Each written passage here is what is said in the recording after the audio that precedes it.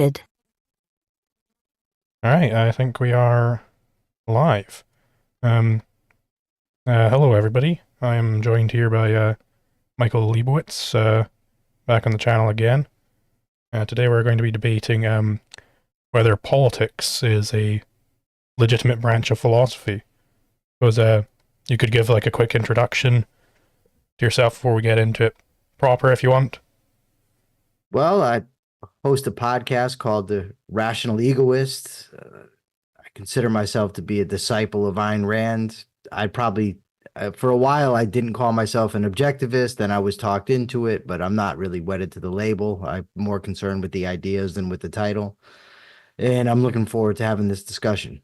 It's much better than having it on X where you're typing and then you got everybody else chiming in Yeah. and you don't know who you're responding to. Pardon me.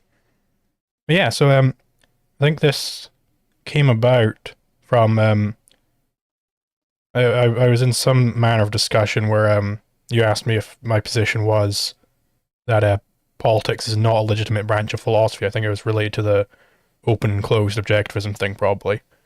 Um, so I suppose I could give my case for why I don't think that politics is proper. If you're okay with that, Sure. sure. So basically, I think it is an example of the frozen abstraction fallacy. Um,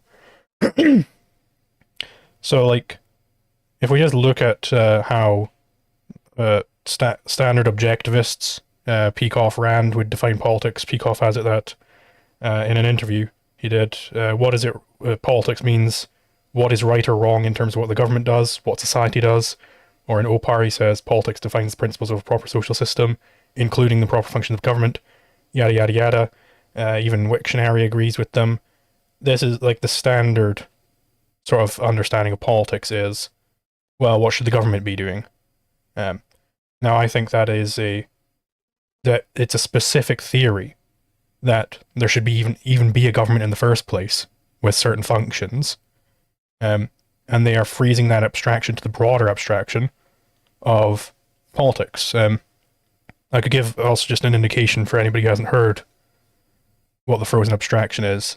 It's like if I were to take some specific theory in ethics, say altruism, and define ethics in altruist terms. So to say, well, to be moral is to be altruistic. And then if somebody were to try and disagree with me, they would be like, okay, well then, fine, I am immoral then.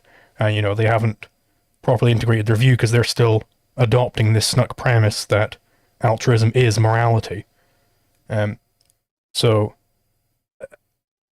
I think that's perhaps a good jumping off point. I do have other things I could say on this, but I don't want to ramble on too long. All right. So I come at this from the point of view that there's a presumption that politics is a part of philosophy. And the reason I say a presumption, because politics has been a branch of philosophy in the West, going back to at least Plato, going back to 400 or 500 BC in India, 400 or 500, maybe 600 BC in China. So it's always been. So to come and say, well, it's not or should not be, requires a strong case. And to me, politics naturally flows from ethics. So if you start with, say, metaphysics is about what is it that we are going to know about, right? It's what is the nature of what we're going to know? It's reality. Then epistemology says, how do we know? What's the proper method? Ethics then says, how do we behave? As in, what's the moral thing to do? And then politics says, what is the moral way or the best way to have an organized society? Now, you correctly define the frozen abstraction. And if we were saying that it's a proper branch of philosophy to discuss only how government runs, then I would say, well, you have a strong point.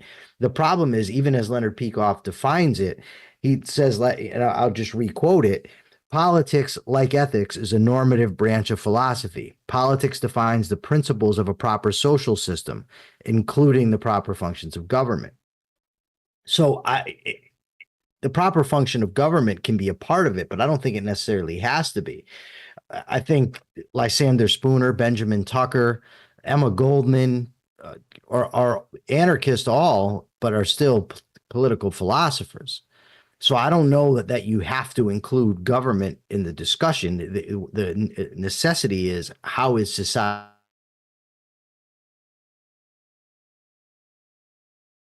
to be organized? And then you would make your best arguments. Sure. So I think there is still, it's how society should be organized is, I think, still implicitly collectivist. It's like as if we were to zoom out and we're just looking at like the Platonic form. We're like, okay, well, how should we be organizing this abstraction, which is society? Whereas it should be asking something like the way I formulate law, where it's okay, you're an individual person. How should you deal with conflicts? So it's focused on the individual level, rather than taking it up into the societal level.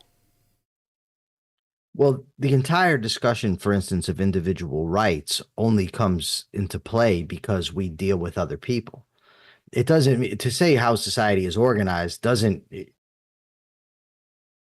brand the organizer who's setting things up. It only has to do with the way in which we're going to relate to one another. Even if you had a completely anarchic market where individuals were just dealing each other based on word of mouth and trust and integrity of each other, you would still have a degree of organization. It would still count as politics. Right, but I think at least the definitions I was able to get for this, um, that type of organization they are calling government. And I think this is because that was the historical association, that for you to have any large scale organization, you have to have a government. That can't be anarchist. And so this has been baked into the very problem statement of philosophy. It's But would you? I'm sorry. Go ahead. I thought you were finished. sure. Whenever you're looking up definitions of politics, basically all of them are talking about, well, how should we be running government? How should we be running this thing? How should we be running that thing? I think this is indicative that the abstraction has been frozen. Well, of course, I would say that if you're going to be talking politics, most people are going to associate it with government because there's never been a Rothbardian society, for instance.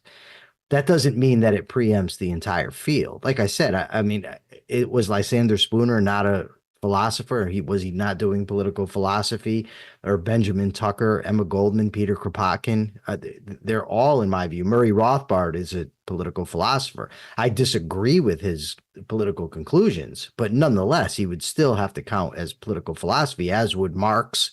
I mean, Marx in the end game, you ultimately have the evaporation of government altogether, and you would have basically anarchy. But Marx is still considered a political philosopher. I don't know. I mean, I'll grant you this. When you look up politics, the problem is you're going to find a variety of definitions, and that's why it's imperative that when you have these type of discussions, we define our terms.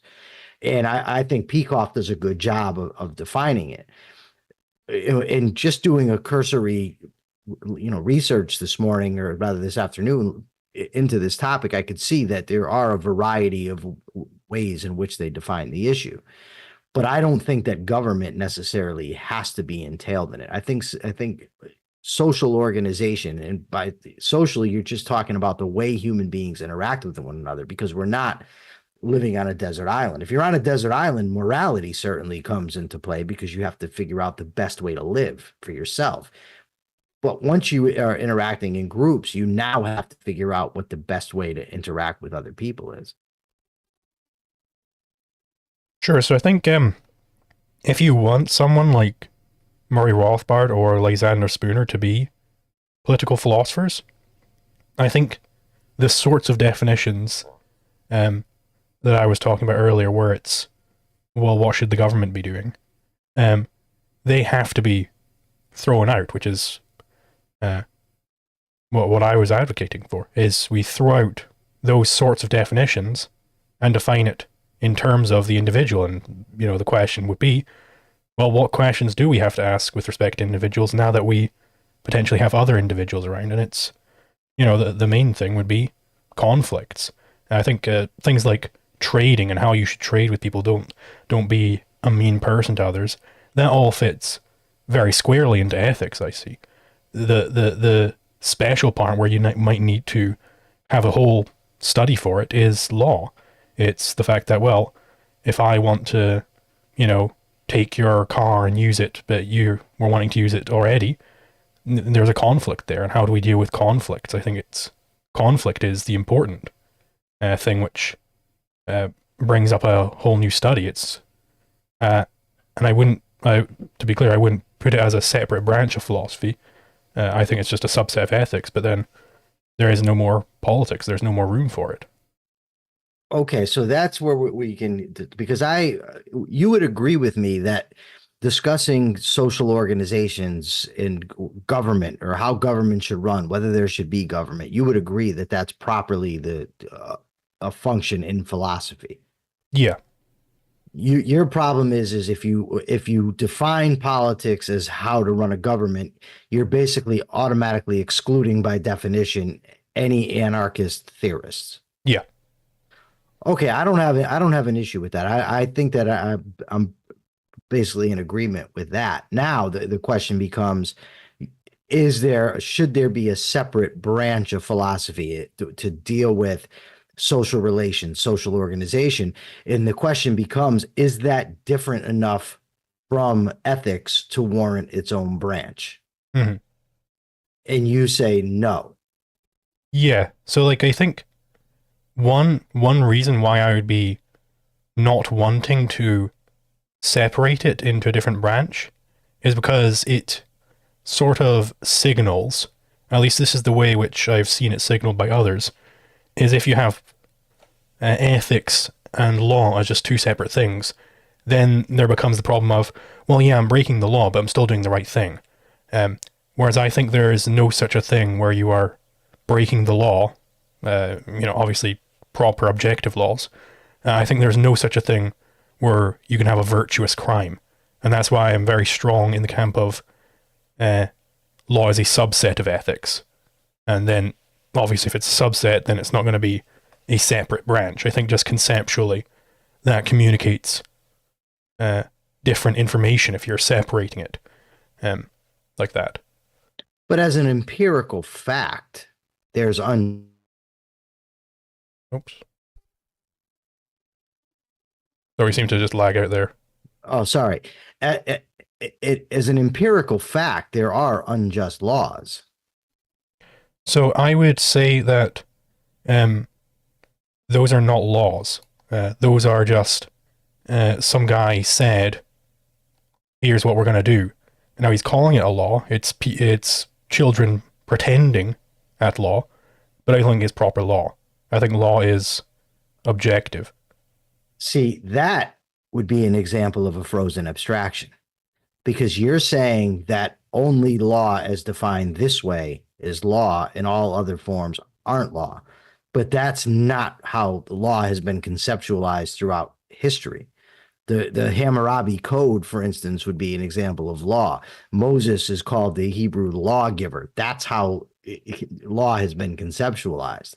So to say that we're just going to exclude everything that we have judged to be wrong, even if we're right in our judgment, that wouldn't exclude those as being laws. They would be unjust laws. So I would agree that they are claiming them to be laws, that they are claiming them to be that this is what should be done. Because if the way I would say that if you're calling something a law, what you're meaning by that is this is what should be done with respect to conflicts in this case. And now that might be, you might be like a legal positivist where it's, well, what should be done with conflicts in respect to this case is we look towards the legal code and whatever the legal code says, yada, yada, yada. So I agree that they are claiming them to be laws, but I don't think they are actually laws because I reject legal positivism in that one hypothetical. Well, you can reject it as inaccurate or wrong. For instance, take critical race theory. I think it's a bad theory. I think critical legal theory is a bad theory, right? I think the idea of a living constitution in the United States is a bad theory. But the laws that are enacted in there, there's still the law whereby if you violate these things, you will suffer a consequence. Well, not necessarily, but if you're caught, you're subject to consequences. Right, but the domain of law, the branch of the area of philosophy, I'll say, to not accidentally concede, um, the area that is studying is not what things can you do where you'll get consequences for it. And I don't even think, like, I mean, there's plenty of things I could do where I could get consequences, but we wouldn't even think of it as being a legal issue. Like, I might be mean to you in this discussion and then you won't want to talk to me anymore. That would be a consequence of my actions, but we wouldn't say that this is some sort of legal dispute going on. When it comes to what makes legal disputes specifically, is that it's people disagreeing over how some conflict should be resolved. It's when you get to conflicts and sort of. I mean, I'm agreeing that these people are indeed making claims about that they've got certain theories of law, and those theories will say here are what the laws are. But I'm disagreeing with those theories, and what that means is that I'm saying no, you're wrong about what the laws are. You're incorrect about what the laws are. So I can't say that and say, but those are still laws. They're just unjust laws. Like that would be a sort of. No, I get that, but it seems to me, and it seems rather obvious that you're just redefining what law is and you're changing the concept of what it's always meant. Since the word and the process has been in being, the fact what makes law separate, its deciding characteristic, isn't that there's a consequence for it. I mean, that's part of the concept, but it wouldn't be that for violating. I mean, that wouldn't be the defining characteristic. But if you have a legislature, for instance, that subjects other human beings to the rules that they make, and if you violate those rules, you then suffer a penalty, you then have law. It may not be good law. There's plenty of bad law. I mean, you would have to throw out an enormous amount, for instance, of case law, common law, because the decisions are decided badly. But there's still laws. And I don't know if you look up a definition of law or you look how it was meant historically, going back to the Republic or looking at Aristotle's Politics or Cicero's discussion of natural law, or even back with the Stoics and maybe even the Sophists before that, where they made a distinction between natural law and positive law or legislative law. So I disagree that I'm changing the concept of what law has generally been understood to study. And I'll bring this to the example of case law, common law that you brought up. I think these are legal systems which are built up through discovery of the law, where you have a judge and he sits down with some specific conflict and he tries to resolve that conflict. It's still conflict is the fundamental where now we're in law rather than something else.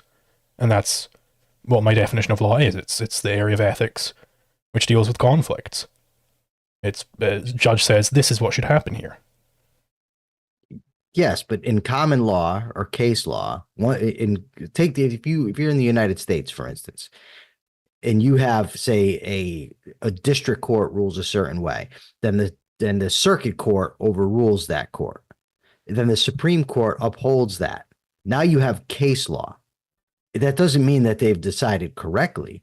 Or in common law, where there's no legislation and judges are deciding, and then the law gets basically embedded based on the decisions that judges are making. That doesn't mean that they're making right decisions or they're always making good decisions, judged ethically from an objective point of view, but it's still law. So I agree that they are in the realm of law. They are doing the activity called jurisprudence, right? I agree there. What I disagree with is in some circumstances they are correct that, it's the law that you can't murder people. I agree. But I think sometimes they're incorrect, where they say, well, the law is that you've got to give a bunch of money to the government and you don't get any choice about it. I think that they are incorrect. That is the correct legal solution there. I think if they had, if they were better, if they had a better philosophy, they would come to a different legal stance, and they would recognize that, hey, the proper law here, the correct law, what actually is the law, is actually this other thing, right? And eventually, if they did this very, very well, then they would go, well, it's the non-aggression principle all the way down. It's turtles all the way down, right? Well, no, because turtles all the way down is never ending. You're saying it ends at the non-aggression principle, Sure. but but I digress. But the problem here, right, is you're equating law with right law in the same way as somebody would equate altruism with ethics. The very statement correct law that you used before implies there can be incorrect law. And I just don't know on what basis you're saying that all law has to be objective and has to be right when it clearly isn't. I mean, what are the facts of reality that are allowing you to make that distinction? What in history is giving rise to that distinction that only those laws that are in accord with justice are actual laws, as opposed to just those are the good laws? So, sort of in the concept of, I think when somebody says this is the law, if you're like a jurist or whatever, and you say the law on this issue is so and so, like they say taxation, maybe somebody comes along and says taxation is theft. What they're saying is that the law is that you're not allowed to steal people, even if you call it tax, even if you call it taxes. That this is an illicit thing. Um, so I'm not saying that law, the subject, refers to only the correct theory of law. I'm saying that when somebody comes along and says the law is so and so, they're making an ethical claim almost. It's like if I came up to you and said you should shoot up a bunch of heroin right now. Now, if you said no, that's not what I should do here. You're not freezing objectivism or whatever to the abstraction of ethics. You're saying no, I'm adopting a wrong theory of ethics. And when I say that the average judge who says that the tax avoider has committed a crime, when I say no, he's wrong about the law there, the law isn't that you have to give up your money to the government, I'm making an ethical claim in the same way. I'm saying that, yes, he thinks that the law on this matter is that you have to give up to the government, but he's wrong about that. I know that that's what you're saying. I just don't know on what basis you're saying it, because the word law, the concept of law as it is used, as it's always been used as far back as I know. I mean, the very distinction, you're obliterating the distinction between malum in se and malum prohibitum. You're saying that anything that's malum prohibitum isn't actually law. So you wouldn't then have that distinction at all. You wouldn't have any distinction between positive law and natural law. You would only have natural law as it exists or as it's embodied in statute or in legal decisions. But these distinctions are made and they refer to real things in reality. So, somebody might have a different theory of law where they hold the contradiction that, well, some law comes from that guy said so, and some law comes from, well, it's just in nature. You know, like if you're a prosecutor at the Nuremberg trials, you'd probably hold this contradiction. You'd say, well, no, yes, of course, plenty of laws come from the government said so, but not the laws about murdering people. Those ones are special. So I'm not saying that they are not doing law there. They are in the field of law. They are asserting some certain legal theory. But I am from my perspective identifying that as a blatant contradiction and saying, well, their legal theory is clearly incredibly wrong. Not because law means natural law, or law means positive law, but because law is dealing with conflicts, and I think the correct way to deal with conflicts is the non-aggression principle. Right. You're saying that's the correct theory of law, but they have a theory of law. And if they, for instance, were to get elected to the United States Senate, the House, the executive, were enacting their theory, they would be passing laws. They would be bad laws, but they would be laws nonetheless.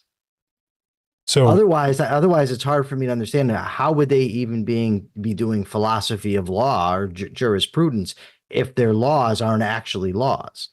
so they are claiming that they're passing laws, like how I might be claiming that I am issuing the correct ethical stance and everything. Maybe I'm like some sort of a mystic or whatever, and I think ethics comes from my decrees, because I'm Jesus or whatever. Um, and I might be claiming that I'm issuing these various commandments or ethical edicts, and it says like, oh, everybody should wear a funny hat every Tuesday, and I'm claiming that I am issuing an ethical commandment. But you might come along and say, well, no, that's not actually an ethical commandment, because there's no such thing as an ethical commandment, because ethics is objective, not intrinsic, right? What I would say is that that's your theory of ethics. I would say that you're wrong, but you're still putting forth ethical principles of ethics. You're just mistaken. Well, in that case, badly so. But if you have an elected body that has the force of the state behind them that can enforce what they're saying, and they've enacted rules, those are laws. They're bad. There's a lot of bad laws. The entire war on drugs, for instance, is made up of bad law. Tax law is bad law, but it's law. It's just bad. It's not based on a proper understanding of ethics. Sure. So I think there might have been, um, I think I've identified the misunderstanding here. So I would agree that, in some sense, if you asked me to identify, well, this wear hats every Tuesday, is that an ethical commandment? I would say, yes, that is an ethical commandment. But in a different sort of context, if I asked you, well, hey, should I have to wear a funny hat every Tuesday? You'd say, no, you don't have to do that. And that's the sense in which I'm saying. I'm saying Yeah. like, well, if somebody came up to me and said, well, should I have to give all my money to the government? I would say, no, you don't. You shouldn't have to be doing that. Right. And the use of the imperative there is key. The imperative should. Should I have to? No. But if I don't, I'm going to face a consequence. It's still a law. The thing that you would say is that should not be law. You should not suffer a legal penalty for not obeying their edicts. Well, to be clear, I don't think whether you end up suffering the consequence for it or not is relevant, because I could be, right now in this discussion, I might assert the non-aggression principle over and over again. I am asserting laws, and you would identify, okay, he's what he's saying there is a law. It's a type of proposition, and we call that type of proposition a law, right? Well, yeah, but there has to be if for a law to have any effect, there has to be the possibility of consequence. Otherwise, who cares? It doesn't mean you necessarily will face the consequence, and it doesn't even necessarily mean or it doesn't mean that's the fundamental of law. I mean, I've broken who knows how many laws in my life when I was a teenager and didn't get caught for it, so I faced no consequence. I was still breaking the law, but one of the elements that are involved here is had I been caught, I would have faced a consequence, a penalty, whether it be a fine, or probation, prison sentence, community service, whatever. Right. So I don't think it's fundamental to law at all that we have this. Well, if somebody is able to bring you to justice, then they're going to bring you to justice because, like, of course, you know, if I woke up tomorrow and I had Superman's powers and I was able to bring to justice all of the horrible communists who do horrible things, then yeah, I would be able to bring them to justice. But I think they're still violating the laws that I assert, even if I'm not able to bring them to justice.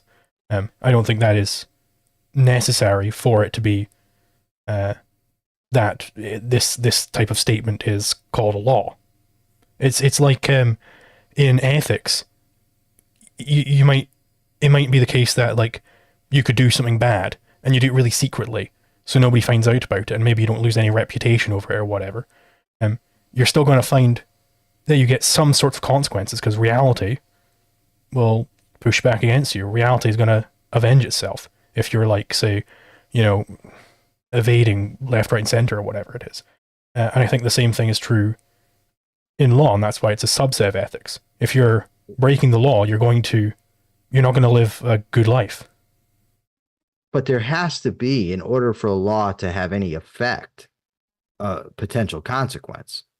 If there's not, then who cares? What difference does it make to me what laws you pass?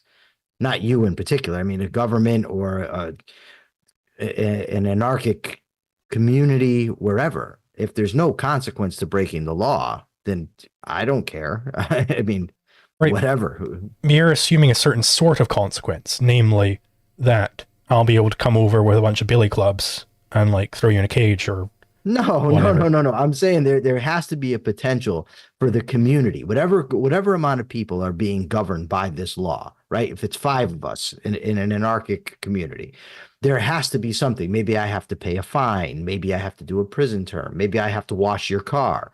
But there has to be the potential for consequence of violating the enacted law. Otherwise, that law is meaningless. It's who cares? Well, is that the same in other areas of ethics? Does there have to be some sort of consequence for me evading?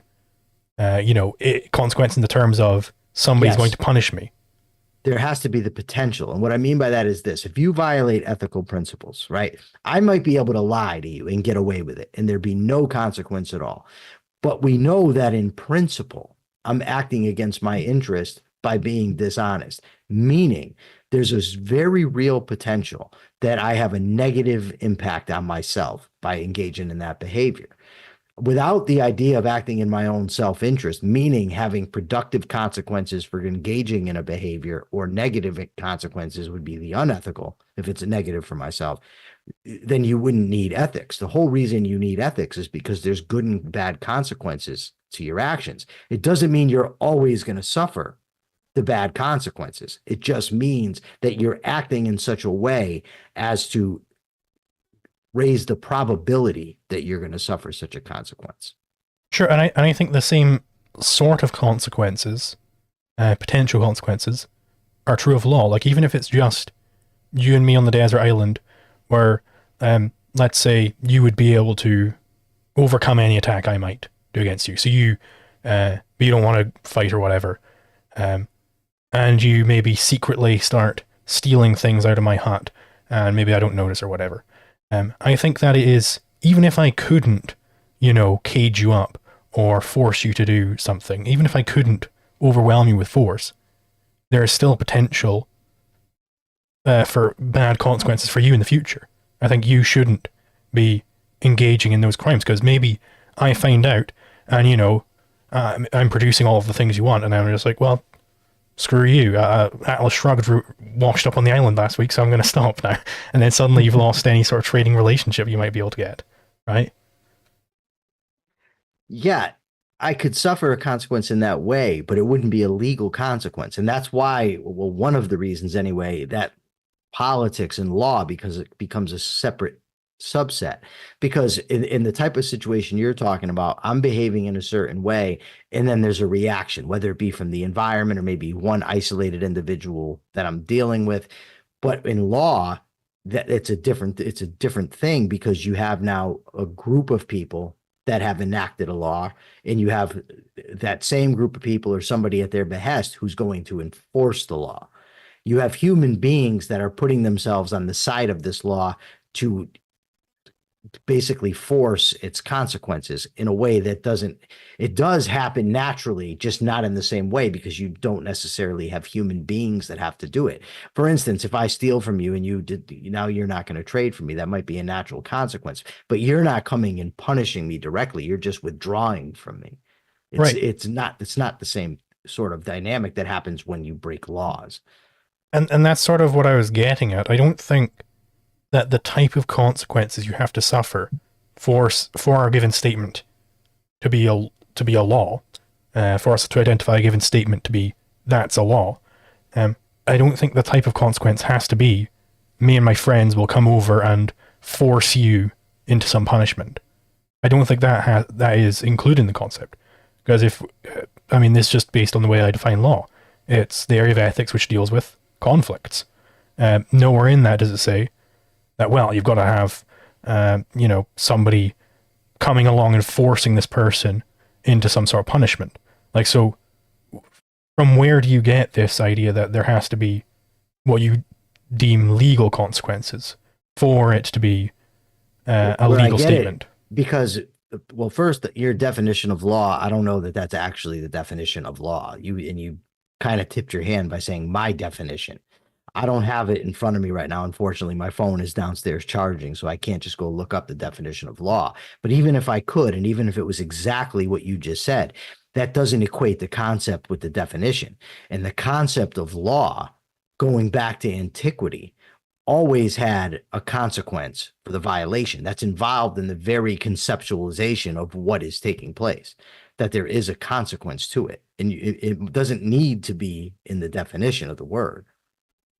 Well, is that not freezing the abstraction? Because, I mean, there are certain jurists, certain legal theorists, who think that punishment theory isn't a valid area of law. They think there is no such thing.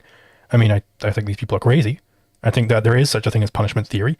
I think you can punish people for breaking laws, but we shouldn't freeze the abstraction of law has to also have punishment theory. No, no, no, no. What I'm saying to you is that in order for law to be effective, there has to be a consequence. Call it punishment. It doesn't really, I mean, is a fine a punishment? Is community service a punishment? I don't know. But if there is no consequence, then law has no effect. Who cares if you can pass all the laws you want? Then what they would be at that point is recommendations. So, I mean, we're not pragmatists, right? The whether or not something is a law, uh, and whether or not it's true that it's a law or false that it's a law or whatever, um, we don't care if it's effective. We don't care if people actually obey these commandments. We don't care in the case of my commandment that you have to wear a funny hat every Tuesday. Um, we don't care whether that commandment, this ethical commandment, is effective. It still can be identified as an ethical commandment. No, we absolutely ought to care. Well, No, you care whether no, or we're not you should not. follow it, right? Well, no, no. But what I'm saying is that the entire point of ethics and the entire point of law is based on the effects that it's actually going to have on our lives. That's not pragmatism because we're doing it by reference to principle if we're doing it correctly. We're saying that we hold these principles because these principles, living by them, is what is good Sure, sure. for us, I'm right? So the consequences are definitely a part of it. To just say, well, intrinsically this is bad, so that's all that's necessary, that wouldn't work. I mean, what I mean by work is that wouldn't be a part of, and we've kind of switched the discussion specifically to objectivism. But in objectivism, no, the consequences absolutely matter. so sure. I agree they matter in terms of should I follow this ethical edict that I should wear a hat every Tuesday. Sure, the consequences definitely matter there, whether or not it's correct or not. I'm saying if we're just on the level of identifying whether this is an ethical commandment or not, whether this is an ethical statement or not, we don't care what the consequences of it would be. We just care what type of statement, what the form of the statement. I don't follow what you mean by the consequences. Are you saying the consequences of uttering the statement or the consequences of the ethical principle we're elucidating? So I'm saying the consequences of following or not following the hat principle. Um, that matters for whether it's a correct ethical principle or not, but not for whether it's an ethical principle or not. Okay. Yeah, okay, I see what you're saying. So you're saying that it can be an ethical. Okay, I was misunderstanding you. Sure, but you're not legislating now for other people. That's why ethics in law, while law is a derivative of ethics, it's not the same thing. Law has to do with how communities are governed. What are the rules that people in these communities are expected to follow, and what will happen if they don't? If you just have somebody that's like, even let's say if you take law, you mentioned that there's people who think punishment is wrong.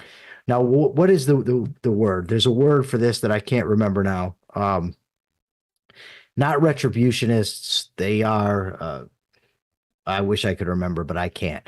But there's a theory in law basically that says that what you're going to do is you're going to bring victim and the victimizer together and have them talk things out, and it'll be much better that way. It'll spur rehabilitation and make everybody whole, that sort of thing. That might be a theory of law, but there's still a consequence. If you break the law, now you have to go and engage in this sort of discussion with the victim, right? Maybe we can There, identify it as a theory of law. sure, but there's also something that happens when you violate the law that the government or the agency or whomever has the power to make you engage in this. If they don't have that power, then the law it's pointless. It's a recommendation. It doesn't. That's why people will say this has the force of law, because if you don't follow the law, something happens to you. You have to do something, and there has to be an element of force. If there's not, then the law is pointless. I mean, I don't know if you properly could even call it a law. It's baseless. Sure, but I think this is freezing the abstraction, because there are some people who think, Well, let's be clear, well, though. I mean, at some point, in order for a concept to be a concept, it can't just include everything, right, I agree, right? but you're including too few things. So you are beforehand just getting rid of any legal theory which wouldn't have any theory of punishment, right? But it's still saying something about how Well, to deal it with depends what you mean conflicts. by it depends what you mean here by punishment, right? Because are you talking about retribution? Are you talking about prison sentences? Like there's a variety of different Sure, things these would all that be can serve sorts as of punishment. punishments. What I'm saying is that when you conceptualize law, there's a consequence for the person that violates that law that is implemented by the lawgiver. Yeah, that would be And the if you, punishment. yeah, but if you don't have that consequence, then it's a pointless law. I mean, I don't know. I haven't honestly given it enough thought to think if you could even properly call it law, but I have given it enough thought to know that that law would be meaningless. It would So, have no backing behind it. but you're then saying that it's meaningless because people wouldn't bother to follow it. But I'm that's not saying the that standard of meaning. I'm saying a lot of well, actually, if you're talking about a system of justice, a system of law, then yes, it does matter. It matters very much so. Otherwise, there's no point in even enacting it. If people aren't going to follow it, then why even enact it? What would be the point? The point of enacting laws is to govern a community in a certain way, to get people to do things in a certain way. That's why you have Moses giving commandments because he wants people to act in a certain way. And then there's punishments laid out for people who don't obey him. Right, but whether or not something is a theory on what the law is. Can you do me a favor real quickly and just tell me, because you have a computer and I don't know how to do it on mine, and tell me how Blackstone defines law? Um,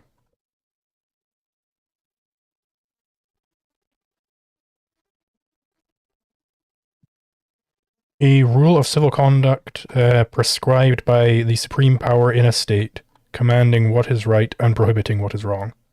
So that's clearly relying on statism, or at least the theory that there should be a state. Sure, sure. Well, I mean, that would make sense because you're talking about Blackstone, you're talking the 1700s. So that would make sense that he would define it that way.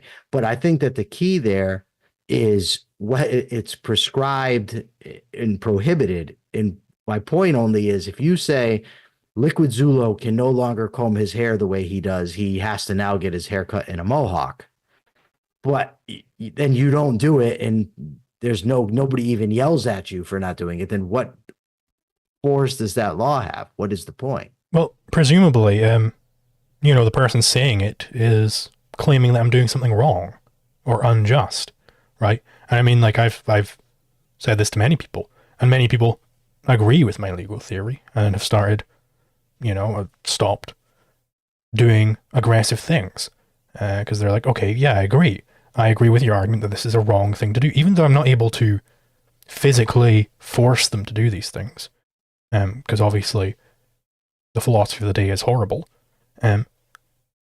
Whether I'm able to force people to obey what I think the correct laws are doesn't matter for whether we can identify them as laws. It seems to me that what you're talking about there are ethical principles. That this is what you should and shouldn't do Well, yeah, ethically. every hot tub, But every jacuzzi is a hot tub. no, but yeah, but no. Well, all laws have ethical implications. Not all ethical principles have legal are a Right, right. Yeah. force of law or legal principles. It's the two are not the same. They're No, no, they're I'm not saying it's a co-equal. subset relationship. I'm saying every law Sure, is an ethical principle, but sure. not every Now ethical you principle is a law. if you're advising people, for instance, don't initiate aggression, right? You shouldn't if you want to behave ethically, don't initiate aggression. That would be an ethical principle. Now, if you say as a community, if you initiate aggression, we're going to boot you out. You're going to be ostracized. Now you have a law that's being followed, or at least a rule. I don't know necessarily that rule becomes a law unless it's legislated. I don't know. That's beyond my understanding right now. But you would have a rule and then you'd have a consequence. What you're talking about is giving people ethical advice and then they're following it. There's no community organized that's subject to that law. There's no consequence for not adhering to it. So I don't believe that that follows law. That's just an ethical principle. So I think what you're doing is you are asserting the theory of legal positivism, at least as stated by the Stanford Encyclopedia of Philosophy, which is, I'm just going to take like a narrow definition of it here, which is that, because I don't have the exact definition up, but I remember it for the most part.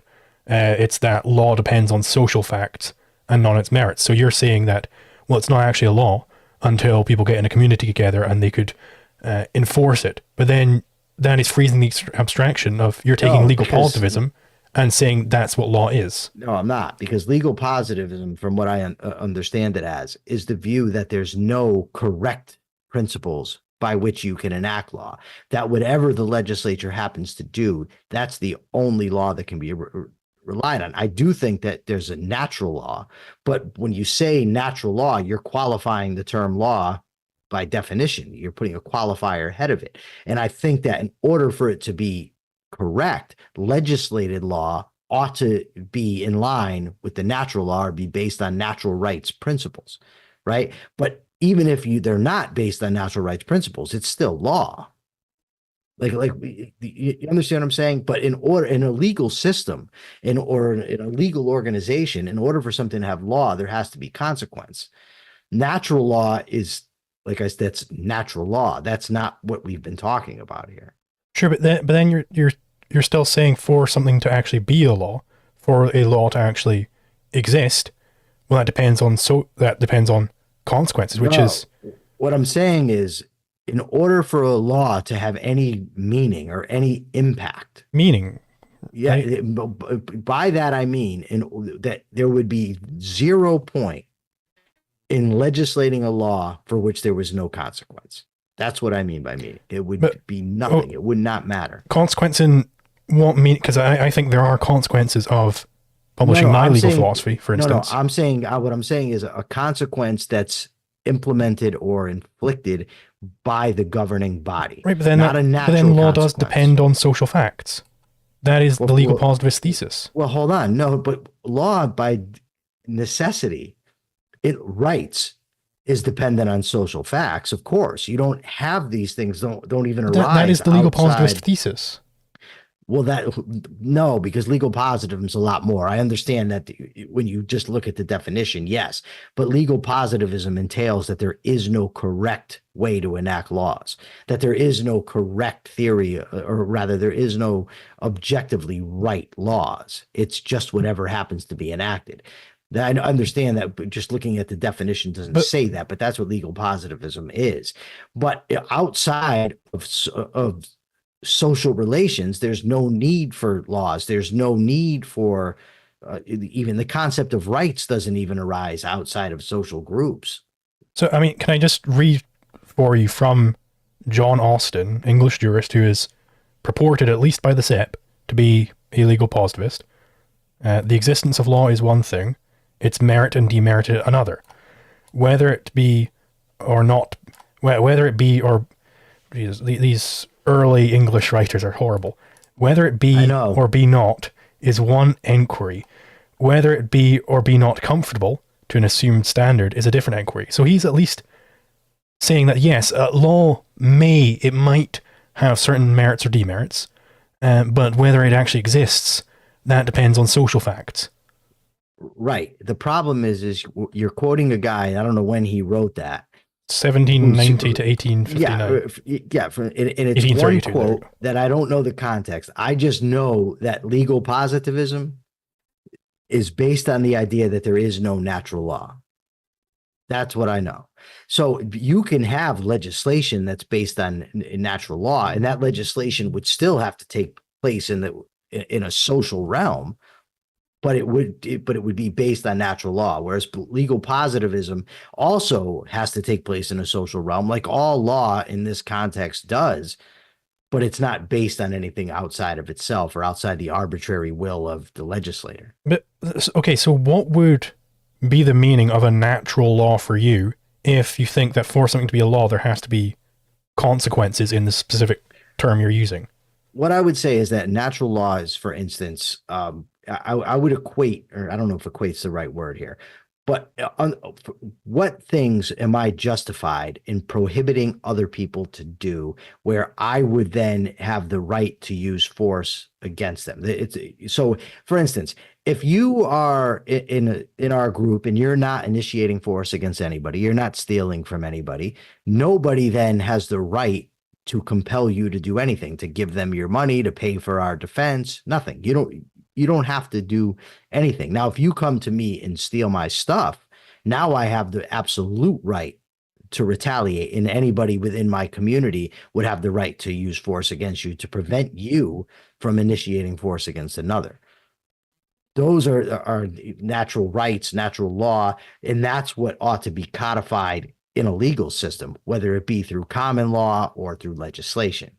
Right, but then you are agreeing that there's a certain type of law, namely a natural law, where we can still identify it as a law. We can still identify that claim. Perhaps if I punch you, you're allowed to punch me back, or whatever. We're still able to identify that as a law, a natural law to be sure, Sure. without you actually being able to punch me back. Without you actually being able Right. to use force against Right. me and carry Yes. out the But punishment. remember, but here's the thing. We started the discussion, right? Is whether politics should be a part of philosophy. And then after coming to some agreement on that, we morphed into law. So we're talking about laws that actually govern societies. Natural law is a different topic. And I mean, it's a worthy topic. It's just that the way that we've been using law wasn't talking about natural law. We're talking about things that are enacted by people. Otherwise, it wouldn't have been an extension of the political discussion we were having earlier. When you're talking about politics, you're talking about how groups of people are interacting. Okay, so maybe there was miscommunication there. I don't think we are on a different topic. The way I was reading the discussion was that you were interrogating my theory of law as a replacement for politics as it currently stands, because I get rid of politics and put law in its place instead. Um, so it's not about how people actually do end up interacting. It's about how should people interact, and that's the question that law is supposed to answer. Law is supposed to tell you how people should interact, specifically with respect to conflicts. Well, I don't know. I don't disagree that politics, the whole topic is about discussing how people should interact in groups. But there's different theories, and there's still political theories, even if I think they're wrong. And a law, whether I think it's right or not, if it's enacted, it's still a law. It doesn't matter if I agree with it. It just matters if it's been, oh, sorry, if it's been enacted. And then I would say, in my view, there has to be some enforcement mechanism of the law, or it doesn't have the force of law. It's just empty. It's a suggestion. So is a natural law not a law? It's natural law is a different concept. I mean, it's a variation on the concept of law, certainly, but it's not the type of law that we've been discussing up until now. The law that is enacted and governs communities. That's what I've been talking Well, about. I'm asking about law in general. Um, Because I want to know Well, for what it means instance, to say that well, something is a law. well, for instance, I mean, it depends on the context you're using it. Newton's laws of mechanics. I mean, Newton's laws of In motion, terms for of instance. Yeah. jurisprudence. If you're talking about jurisprudence, then if you were to say, well, what is natural law? And I would say by natural law are the types of rules or the type of laws that ought to govern a society. They're the things that are discoverable by reason. That if we're using our minds and we're studying society, and by society I just mean groups of people, different people interacting with each other in a given geographic area or whatever, however much you want to extend it out, but in a given area that they're interacting, and then we discover how they ought to be governed. And then you would say, should they be governed, for instance, by a republic, by a democracy, by anarchism, by what's the word that they have where they have the agreements, community agreements? I can't remember Hoppe's word for it, but I'm sure Covenants. covenants. Yeah, if you should be governed by that, that would be the proper scope of political philosophy. And then and I think you and I would both come to the same conclusions when it comes to what's been called natural law or natural rights or individual rights, on what these rights actually are, right? Then we would have to go on and discuss, how are they best implemented, how are they best protected, what type of system would best keep these things so that people are safe. And then we could say, if your group, say we're in an anarchic society, and they say these are the rules for the community, those will be laws. Or if you have a republic and they pass them, these will be the laws. But then people are expected to obey these, and if they don't, they suffer some consequences for disobeying them, whether it be maybe just they're thrown out of the community. That we're not going to allow you to live amongst us if you're going to behave this way. That would still be a consequence. You have to leave. So it seems like the terms as you're using them are, when you're saying, okay, well, these are the laws, you're using, well, that's the laws as they actually are implemented in some society or whatever. Whereas this thing is a natural law, this is the laws that should be implemented. Yes. I think this is strange, conceptually speaking. Why would Okay. a natural law, why would that not just be a type of law which is natural? Why is it that this isn't a subset of things which are laws? Like if I was talking about a man, like man, we know what that means, but that there isn't a separate concept disconnected from this, which is white man. White man is a subset of man, right? So why is natural law not a certain type of law? I think it is.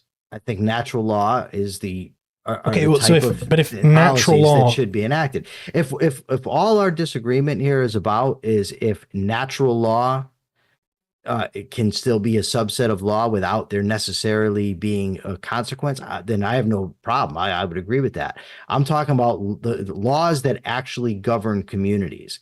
In order for them to have the force of law, then that community has to be able to give a penalty for it of some sort. And I'm also saying that something would be a law whether it was in conformity with natural law or not. Okay, so then if I think we are in agreement then that there's this broader category called law, and those laws might be certain things which were enacted by the Nazis or actual natural laws, and there's all sorts of different claims in here which we call laws. That's somebody says something, yada, yada, yada. Now, what I'm saying is the way we identify whether a given claim is a law is whether it's telling you what should happen with respect to a conflict. And then that's how I get to my definition. Yeah, I'm not really sure. I haven't given it a whole lot of thought. I've read this idea that conflict is a necessary aspect. And I think that when it comes to, what I've read actually is that politics is all about how to deal with conflicts. And I don't necessarily agree that that's true, but law, I think, does in large respect, or maybe it doesn't, but it ought to deal with how human beings deal with each other when conflicts arise. I don't have an issue with that. Not off the top of my head. It doesn't mean if I go and think about it later, I might not come to a different conclusion. I'm just saying that your formulation there, that law is properly how we govern conflicts sounds good to me. Sure. So then, So I don't have an issue with that. But the modifier there is properly. Just because something's not proper doesn't mean it isn't law. It means it's not good law. okay, so I don't think that modifier is necessary. So I would agree that, you know, let's just take the bump stock ban to piss off any Trump supporters who've got 2016. Let's just take Trump's bump stock ban. And let's make it clear that Trump's the one that banned bump stocks. Yeah. So I would agree that that claim that you're not allowed to use bump stocks anymore, that is a law. It is a legal claim. Yeah. But if somebody came up to me and said, oh, what does the law say about, am I allowed to make bump stocks? I would say, yeah, you're allowed to make bump stocks if you want. Because they're asking me my opinion on what the law is, right? So I think I agree that it's an improper law, that is not actually the law, but it is a law, right? It is a legal claim, but it's not the law. Because when I say the law, I'm saying sort of the correct stance on what the law is on this topic. Sure. Now here's the thing, right? I think I agree with your meaning. What I disagree with is just the way you phrase it. And here's an example of why. Suppose somebody came to you and said, according to the law, can I make a bump stock? And you say, yeah, go ahead. It's fine. Then they do it and get arrested because they've now broken the law. So now, if you're talking about somebody that is specifically your student, say they're taking your course, and you know what they're really asking you is this proper within the legal code that you've developed? Right? If that's what you know they're asking when they say the law, if that's shorthand for the legal code that you've developed, or according to your reasoning, you've discovered the proper legal code, right? If that's what the person's asking and you know it, that would be okay. But if speaking specifically and on point, you would have to say, if the person asked you that, you would say, well, it is the law of the land that you're operating in, and as such, you'll suffer consequence, but it's not proper law, or it's not good law, or it's not in line with the correct law. So I don't think that people consistently adopt that sort of standard for what. I don't think people consistently do much of anything. I think exceedingly few. I have never met someone who consistently adopts the standard of, I should add the asterisk, well, it's the law of the land, yada, yada, yada. And one way we could imagine this is maybe I'm in a seedy bar and I say, well, what does the law say? Would it be legal for me to tell that guy that I'm going to have sex with his mother? It's like, well, yeah, of course it's legal. But if I go up to this seedy guy in the seedy bar and say, I'm going to have sex with your mother, I'm going to face consequences for that. I'm going to get beaten, right? Yes, by that individual, but not by the legislation. But then that's reifying the government as something special, which has this thing called legislation. But it doesn't have to be a government. It can whoever's governing your community. Well, this guy is governing the seedy bar. He is, and that would be a very poor choice on his part on an individual basis, and it'd be an unethical thing to do. But now, if he faced, say, arrest or excommunication, or being ostracized, or a fine, or some such thing that was done in a legal format, where, say, he's given due process, or some other such thing, then it would be a law. They're two different things. But hold on, what makes that the law, but not the law of the seedy bar? Why do I care about the law of the United States, but not the law of the seedy bar? Well, hold on. Well, it might be the law of the seedy bar, but law requires some sort of codification, whether it be done through what's the word I'm looking for here? Judicial decisions, judicial fiat, legislation, whatever. You have to know the law. Now you could also, I suppose, you would call it the unwritten law, right? You'd say the unwritten law of the seedy bar. And I suppose that would be okay, in common parlance. I think that would be fine. I don't really have an issue with it. I mean, we're here having a philosophical discussion. You're right. Most people don't communicate that way. But I would say if you ever have a conversation with Stefan Kinsella, then he's going to absolutely insist that every word is used precisely.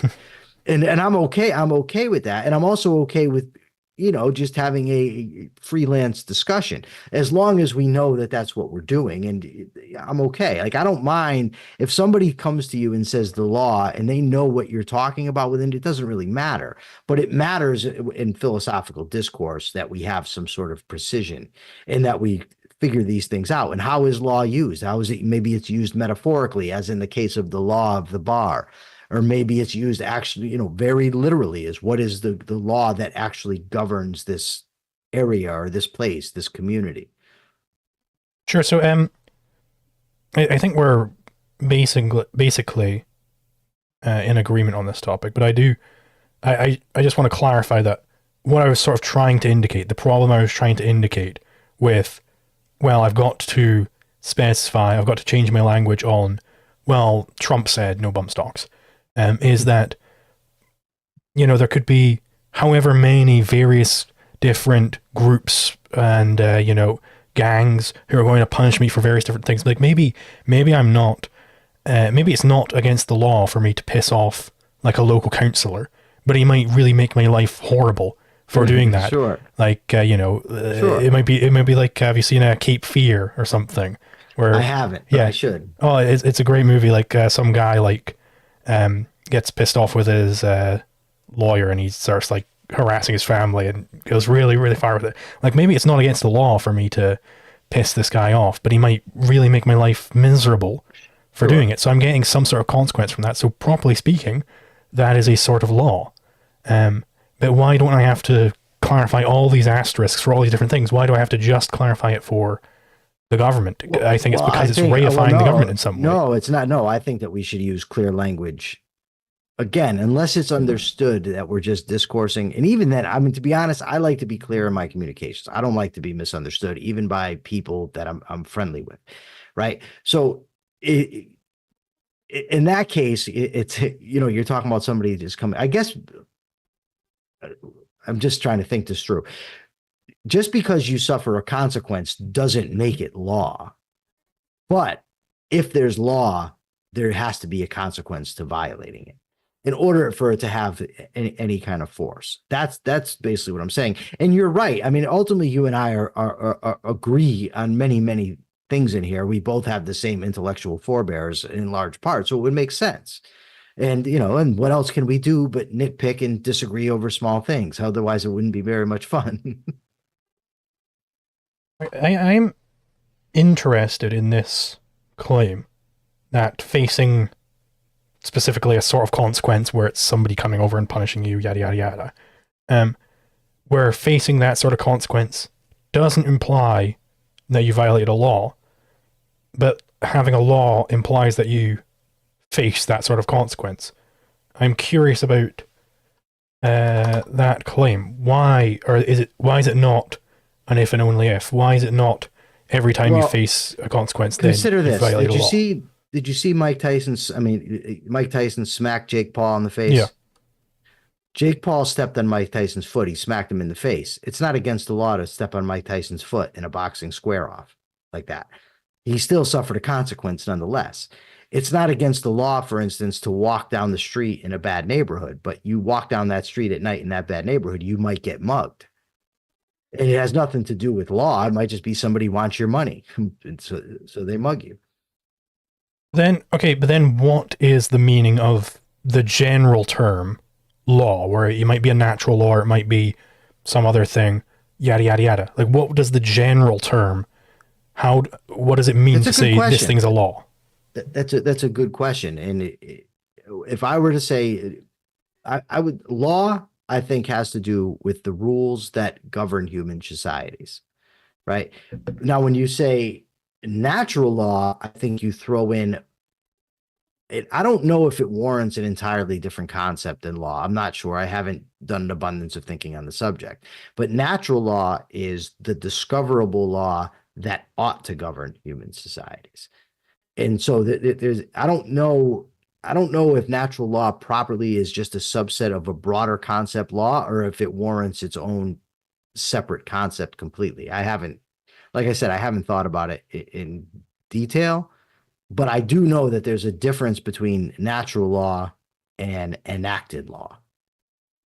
I And mean, ideally, they sync. mhm. So I mean, but is the bad neighborhood not governed by the rule? Don't walk along here with a bunch of gold chains and a fancy watch and everything. I don't think it could it's so arbitrary and on the spur of the moment. I don't know that it could properly be called law. I mean, I'll give you an example. I did a mugging when I was 14. And we were walking down one side of the street. The kid I was with saw somebody he didn't like on the other side of the street. He said, "Hey, I don't like that kid. Let's go take his chain." So we went and beat him up and took his chain. Now, what law could possibly that kid be violating? He's just walking down the street and got jumped completely at our arbitrary whim because we happened to see him at that moment. I mean, there was an abundance of things going on. My friend wanted the chain. He didn't like the kid. I wanted to fit in with my new friends. So I went along, but that's not law. That I'm very confident of. I think that you could probably raise an abundance of hypotheticals where it's not clear whether is it law, is it custom, you know, there and it would become difficult. You know, how many people does it need to be for it to be a law? Does it need to govern a given community or just a given body of people who maybe live in separate areas that aren't contiguous, but they've all agreed? And in that, I don't know. I can't. Mhm. I'm not going to pretend to answer that sort of thing because I don't know. Sure. It's a very interesting path to take to think about the topic though. I'll give you that. I think you raised some interesting questions. Mhm. Yeah, so I won't pester you with endless hypotheticals then. No, Uh, no. I don't like unrealistic hypotheticals, right? mhm. I don't like when in the course of a debate somebody brings up the trolley problem. Because I'm never ever in my life going to be in a situation where I have to throw the switch on a trolley to decide whether I'm going to kill one person or 1,000 people, right? So I'm not, don't give me something that's never going to happen as the basis for how I should live my life. Because, first of all, you have to set so many factors ahead of time, right? Why are are the 5,000 lives necessarily worth more than one? Who are these 5,000 people? Are they 5,000 murderers on death row and this one person's an innocent 6 year old? There's so many things that are involved there that make it, you know, just an irrelevant thing. But if you're trying to decide the finer points of law and you say, well, what if it's a community of 12 people and they're interacting only over the web, for instance? Are those laws? Those are can be interesting discussions. Trolley problems, lifeboat Mhm. problems, no. Yeah, I mean, don't know if we have any more ground to cover at the moment. I mean, we could. No, can I just say something to you before we go? I just found out you're only 23 years old. I didn't know that, and it wasn't based on your looks. It was based on how you debate. And I'm just let me Thank you. say, for 23 years old, I am very, very impressed in a way that I wasn't when I thought you were 40. Right? Right? To be 23 years old and interested in ideas to the degree that you are and formulating these different ideas into your own philosophy, keep going, brother. I'm very, very, very impressed. Thank you. I Very, appreciate it. very good path that you're on, man. And it's something that should be praised. Even though I disagree with you on a number of things, it's irrelevant. Mhm. You're on a great, great path, man, and that's good. I commend you. Thank you. I appreciate that. You're very welcome. All right. I suppose All I'll right. see you next time. Yeah, we will. We'll definitely do it again. Yep. See ya. Take care. The recording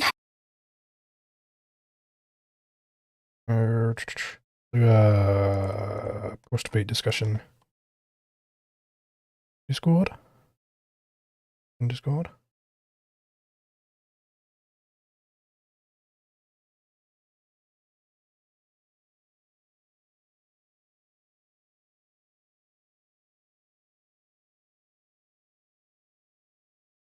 Yes, I was born when the towers fell.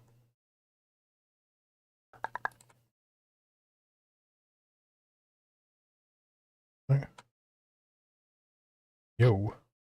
Yo. I didn't actually realize I was older than you. How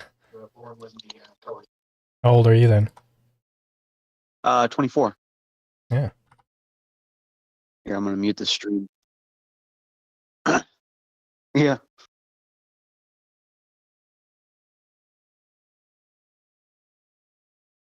There we go.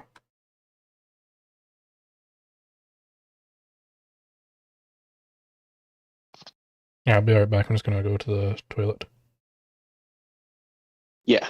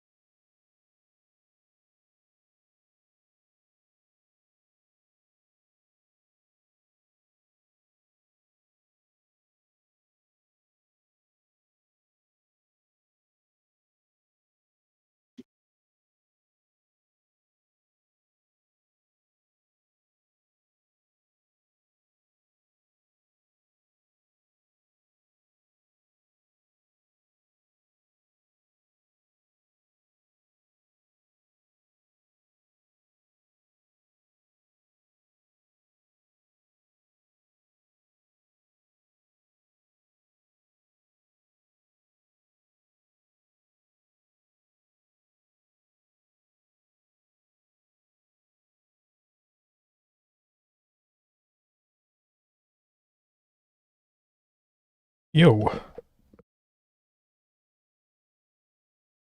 Welcome back. Nobody else is interested here. Guess I'll just end the stream there. All right.